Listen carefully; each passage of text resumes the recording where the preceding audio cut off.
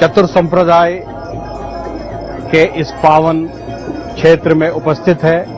हमने आपको पहले ही ये अवगत करवाया कि जो चतुर संप्रदाय है, चतुर संप्रदाय के 4 मुख्य सदस्य हैं जो पूरे मेले को और पूरे वैष्णव अनियों को संचालित करते हैं, व्यवस्थित करते हैं। उनके जितनी समस्याएं हैं वो एक कोर्ट है, इस कोर्ट में आकर उनको समाधान मिलता है।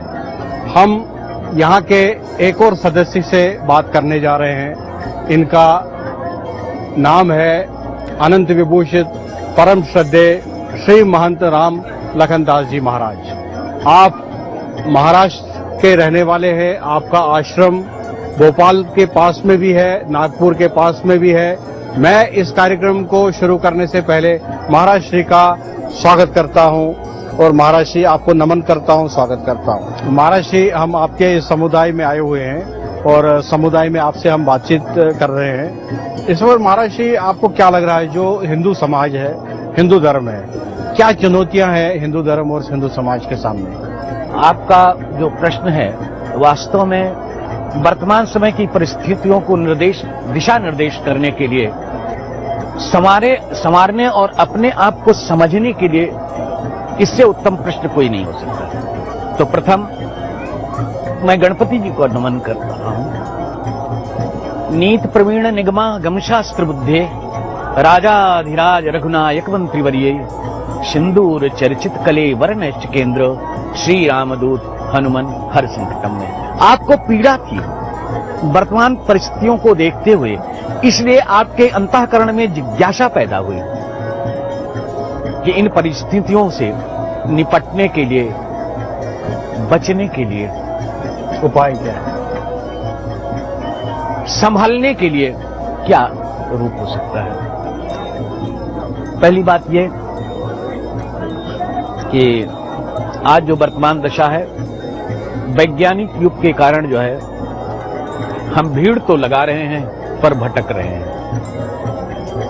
धार्मिक स्थलों पर भीड़ लगा रहे हैं पर भटक रहे हैं। आज वर्तमान परिस्थिति का मूल कारण जन्म कहां से होता है, उसकी जड़ कहां है। जिस समय से आज का जो समाज है संयुक्त परिवार की व्यवस्था से छिन्न भिन्न हुआ जी महाराज, और एकांकी जीवन हो गया, तब से हम अपने स्तर, अपनी परंपरा, जो पूर्वजों की देन है, उससे बिछुड़ते जा रहे हैं। और सामने जो एक प्रकाश है दिखाई पड़ रहा है, वो प्रकाश नहीं है। वो प्रकाश हमको प्रलोभन देकर डुबाने वाला है, न कि हमको संवारने वाला। तो आज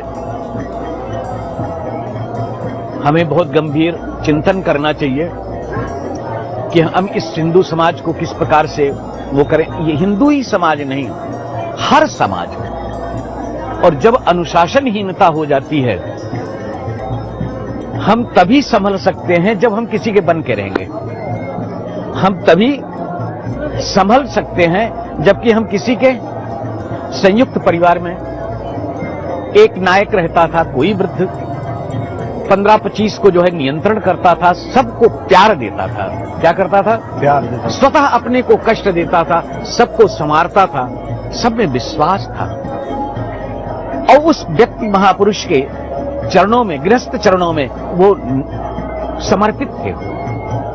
लेकिन जिस दिन से हमारी ये छोटी छोटी टुकड़ियां बन गई हैं, हम आपस में ही विश्वास को खोते जा रहे हैं। और जब विश्वास को खोते जा रहे हैं तो कोई क्रिश्चियन समाज का है, तो कोई मुस्लिम समाज का है, कोई हिंदू समाज का है। ये जो हमारी परंपरा थी, हमारा ब्लड ग्रुप जो है, जब से हम ब्लड ग्रुप से अलग होते जा रहे हैं, तब से विचारों में अंतर आता जा रहा है। और इस अंतर को संवारने के लिए एक ही रास्ता है कि सबसे पहले हम अपने आंगन को संभालें।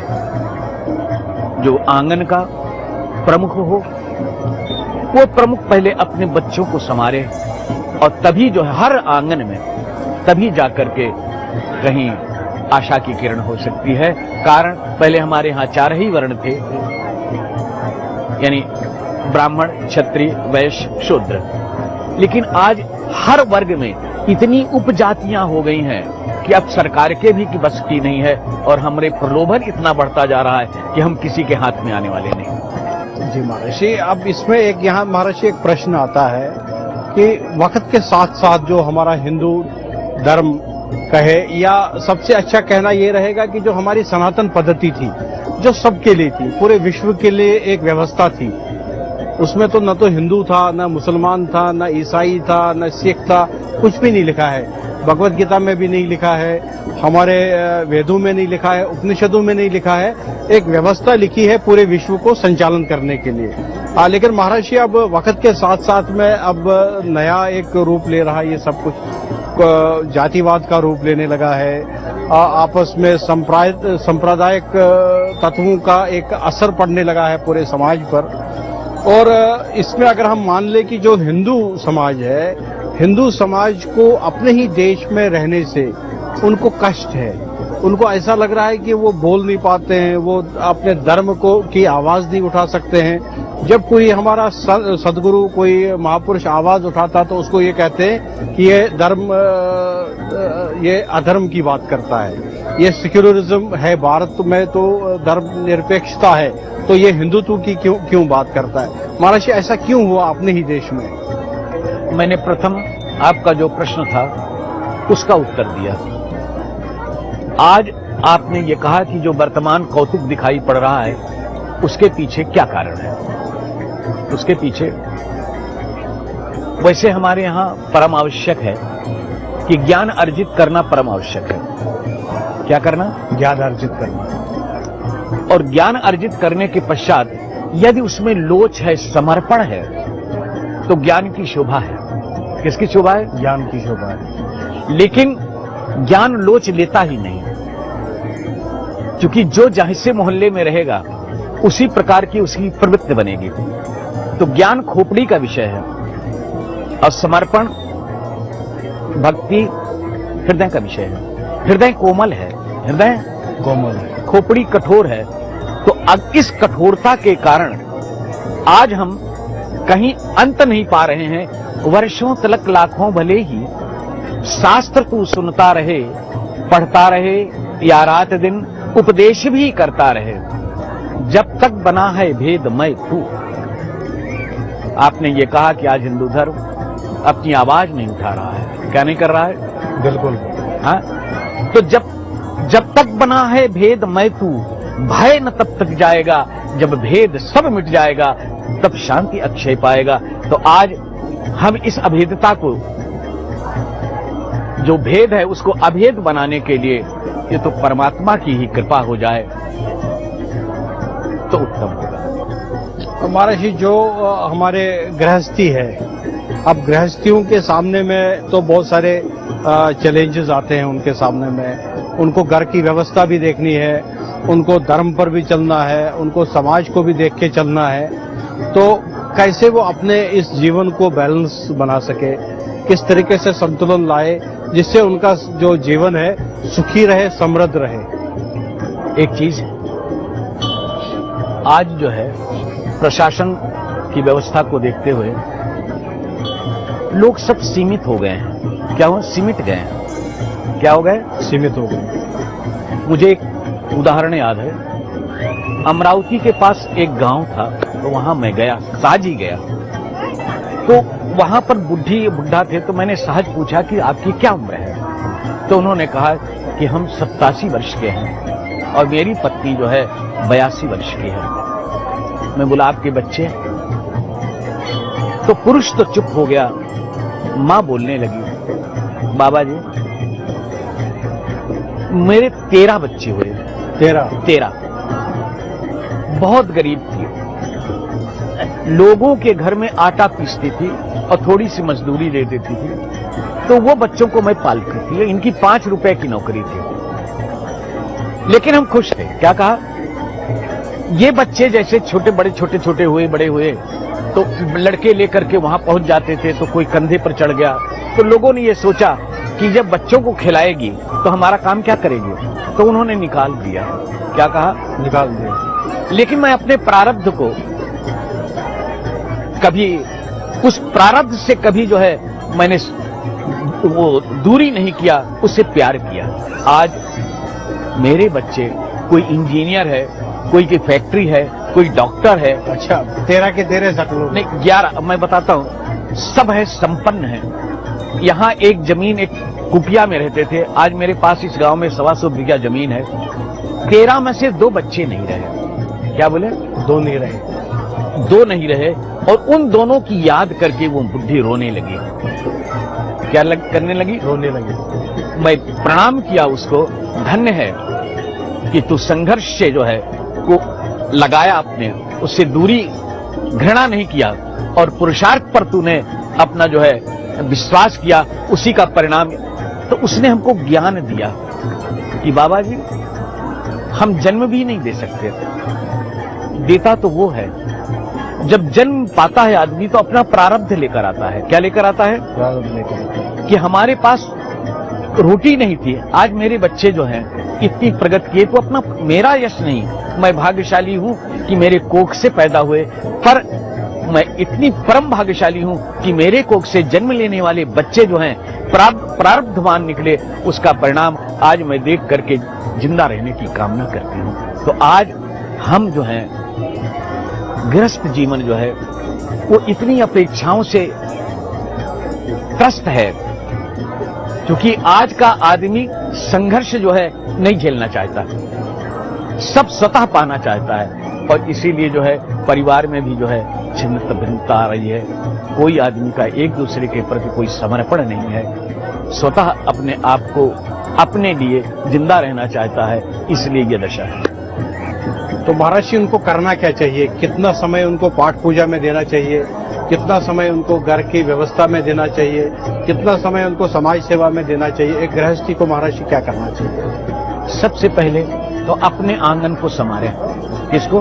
आंगन को। कोई आवश्यक नहीं है कि आप जो है दान करिए। अपने आश्रितों को सुख देते हुए, उनके लिए पुरुषार्थ करते हुए, उनको प्रसन्न रखना, यह सबसे बड़ा दान है, और यह सबसे बड़ा घर को बांधने का एक स्रोत है। आज हम बच्चों की तरफ नहीं ध्यान दे रहे हैं, और आप अपनी नाम और गरिमा के लिए जो है हम मार्केट में जो है नाम पैदा करना चाहते हैं और उनको पंगु रखना चाहते हैं, तो वेदना की लकीर तो खींचेंगी ही ना। सबसे पहला कर्तव्य यह है कि अपने परिवार, अपने आश्रित जो भी हैं, माता पिता, बच्चे, पत्नी, ये पहले उनकी व्यवस्था करें। क्या करें? उनकी व्यवस्था। उनकी व्यवस्था के लिए ये अपने पुरुषार्थ पर विश्वास करें। उनसे निपटने के बाद तब दान करो। दान करने से कोई आदमी स्वर्ग नहीं जाता है। देखिए, आप ये भी अभी कह देंगे कि अच्छी बात सुना, दान करने से लक्ष्मी शुद्ध होकर टिकती है। दान करने से लक्ष्मी शुद्ध होकर टिकती है। जैसे मान लीजिए आपका कपड़ा जो है गंदा पसीने से हो गया, आपने नहीं किया, तो आप इसको उतार के फेंक देते हो। जब ये धुल करके आ जाता है, फ्रेश हो जाता है, तो बच्चा भी हाथ लगाता है, तो आप नाराज होते हैं। इसी प्रकार से अपने पुरुषार्थ के माध्यम से जो भी अर्निंग है माध्यम, अपने रिटर्न जो आ रहा है, पता नहीं शुभ है अशुभ है, अगर अशुभ है तो वो निश्चित है कि अपना दोष उसमें लाएगा। इसकी शुद्धता के लिए दान करना आवश्यक है। जहां तक भगवान की भक्ति है, मेरा तो ये सोचना है, भय के कारण, भागने के कारण, टाइम गुजारने के कारण आप भगवान का नाम ले रहे हैं तो मन नहीं लगेगा। क्या नहीं लगेगा? आप कितना भी टाइम ले, चिंता से त्रस्त रहेंगे। क्या रहेंगे? चिंता से त्रस्त रहेंगे। अगर अपने घर का संतुलन अच्छा रहा तो 2 मिनट में नाम ले लो, स्थिरता आ जाएगी। क्या आ जाएगी? स्थिरता आ जाएगी। और जब 2 मिनट भाव कुभाव अलख आलसहूं और नाम जपत मंगल, इसीलिए तुलसीदास जी ने यह कहा है कि कलिकाल में इतनी वेदनाएं रहेंगी कि उन वेदनाओं के माध्यम से भगवान के नाम लेने के लिए स्थिरता नहीं रहेगी। तो इसलिए उन्होंने कहा स्थिरता रहे न रहे, पर कैसे भी ऊट पटांग नाम लो, भगवान स्वीकार करेगा। कि कलयुग में आज हम बाबा लोग बैठे हैं, यहां बैठे हैं, साधु गादी का पक्का हो, व्यापारी आसन का पक्का हो। आज साधु भीड़ लगाने में विश्वास है, जबकि साधु का लक्षण है एकांतवास। क्या एकांतवास सही है? बिल्कुल। हाँ जी। व्यापारी ग्राहक हो न हो, लेकिन दुकान को अपने गादी को विश्वास करे, ग्राहक अपने आप आएगा। वो गादी में बैठा है, कोई ग्राहक नहीं, उठ करके पान खाने चला गया, अब ग्राहक कब आएगा? तो आज जो हमारी विश्वास, आज हमारी जो परिस्थितियां थी, जो व्यवस्थाएं थी, उन व्यवस्थाओं से हम सब भटक रहे हैं, न कि एकमात्र गृहस्थ। महाराज जी, आपने तो बहुत सुंदर और अद्भुत सरल शब्दों में पूरी हमारे को ज्ञान दिया, हमारे दर्शकों को ज्ञान दिया। तो महाराज जी, मैं ये चाहता हूं कि इस कुंभ क्षेत्र से और आपके इस पवित्र आश्रम से आप हमारे दर्शकों को क्या संदेश देना चाहते हैं? आप लोग जो इतना परिश्रम करना चाहते हैं, उनको मैं संदेश देना चाहता हूं कि आप जो लोग जो डगर डगर वेदनाओं को लेकर, आज वर्तमान परिस्थितियों को, वेदनाओं को लेकर के, उन वेदनाओं से मुक्त होने के लिए फकीरों के पास भी दौड़ रहे हैं, गृहस्थ के पास भी दौड़ रहे हैं, बाबाओं की तरफ दौड़ रहे हैं, केवल ये कि हमारा ये आज का वर्तमान जो पहलू है, उसको हम किस प्रकार से खिला सके, ये आपका प्रयास है। क्या है? मीडिया का प्रयास है। तो मैं ये चाहूंगा कि ईश्वर आपके इस प्रयास और इस लगन को सार्थक करने के लिए आपके सपनों को जो है साकार करे, और जनता जनार्दन जो है आपके बताए हुए विचारों को देखकर, संतों के बताए हुए विचारों को जो आप प्रदर्शन करेंगे, उसको देखकर कुछ अपने आप को संभालें, अपने आप को पहचानें, और जब अपने आप को पहचान जाए तो निश्चित इसी में आपकी सफलता है और संत समाज और इस कुंभ की भी सफलता है। तो आपके परम श्रद्धेय प्रातः सुमरणीय श्री महंत राम लक्ष्मण दास जी महाराज, आपने अपने विचार हमारे सामने रखे। मुझे आशा है आप सबको ज्ञान प्राप्त हुआ होगा, आपको मार्गदर्शन मिला होगा, और आपको कैसे गृहस्थ जीवन जीना है, किस प्रकार से गृहस्थ जीवन जीना है, महाराज जी ने आपको मार्गदर्शन दिया। महाराज जी के साथ में इस तरीके के कार्यक्रम भविष्य में भी करते रहेंगे। इससे पहले मैं इस कार्यक्रम को यहाँ समाप्त कर दूं, मैं महाराज जी का धन्यवाद देना चाहता हूँ। महाराज जी, आपका बहुत बहुत धन्यवाद।